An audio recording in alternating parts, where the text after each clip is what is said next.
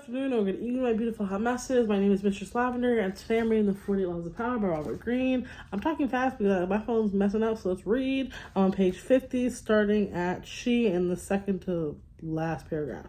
She would also talk about her time spent in India, how she had learned sacred Hindu dances there, and how Indian women can shoot straight, ride horsebacks, and are capable of doing logarithmics and talk philosophy. By the summer of 1905, although few Parisians had actually seen Mata Hari dance, her name was on everyone's lips. As Mata Hari gave more interviews, the story of her origin kept changing. She had grown up in India. Her grandmother was the daughter of the Javanese princess. She had lived on the islands of Sumatra, where she had spent her time horseback riding, gun in hand, and risking her life. No one knew anything certain about her, but journalists did not mind these changes in her biography. They compared her to an Indian goddess, a creature from the pages of Baladere, whatever their imagination wanted to see in this mysterious woman from the East. In August of 1905, Mata Hari performed for the first time in public. Crowds thronging to see her on opening night caused a riot. She had now become a cult figure, spawning many imitations. One reviewer wrote, Mata Hari personifies all the poetry of India. Its mysticism, its voluptuousness, its hypnotizing charm. Another noted, if India possesses such unexpected treasures, then all Frenchmen will emerge to the shores of the Ganges. Soon the fame of Mata Hari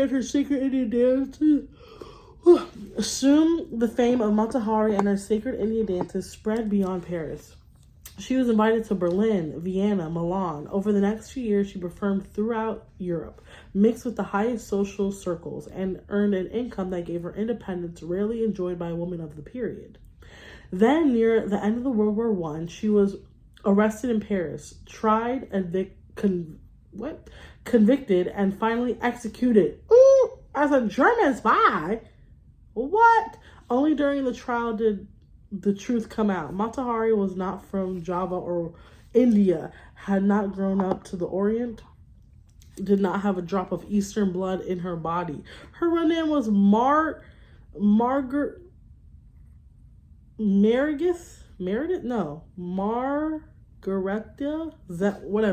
Zell, and she came from the stolid northern province of Friesland, Holland. When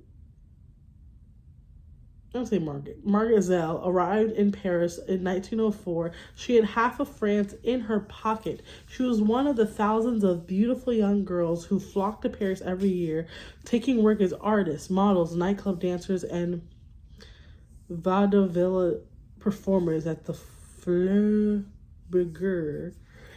After a few years, that would inevitably be replaced by younger girls, but would often end up on the streets, turning to prostitution, or else returning to the town they came from, older and chastened. Zell had higher ambitions. She had no dance experience and had never performed in the theater.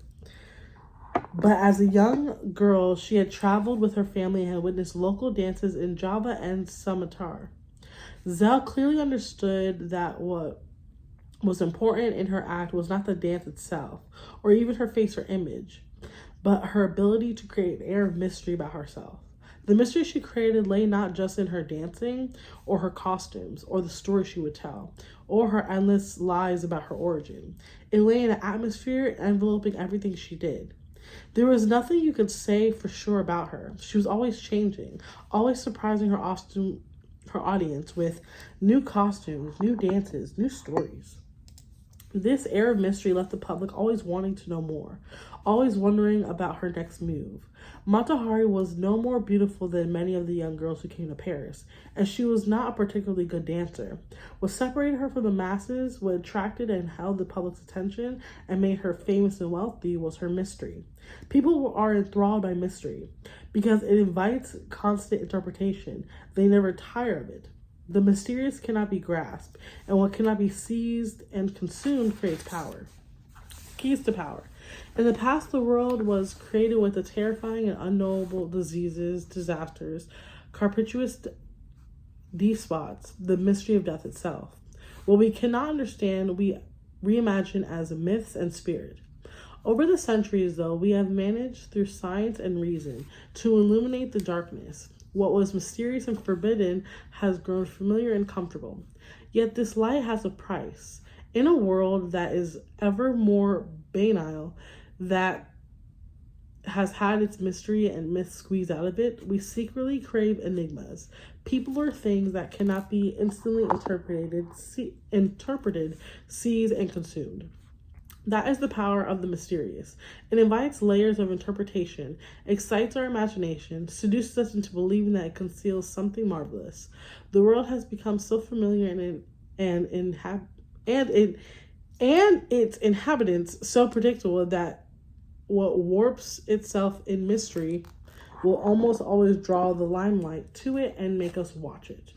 I'm gonna stop there. 52. I'm not reading long. I'm not gonna hold you. This literally, I'm literally, bro. I'm on page 52.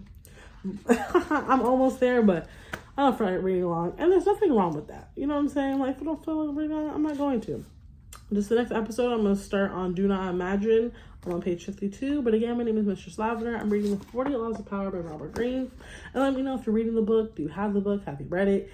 And yeah, have a great day. Stay safe. Drink water. Eat some food. And remember to subscribe and support me. Duh.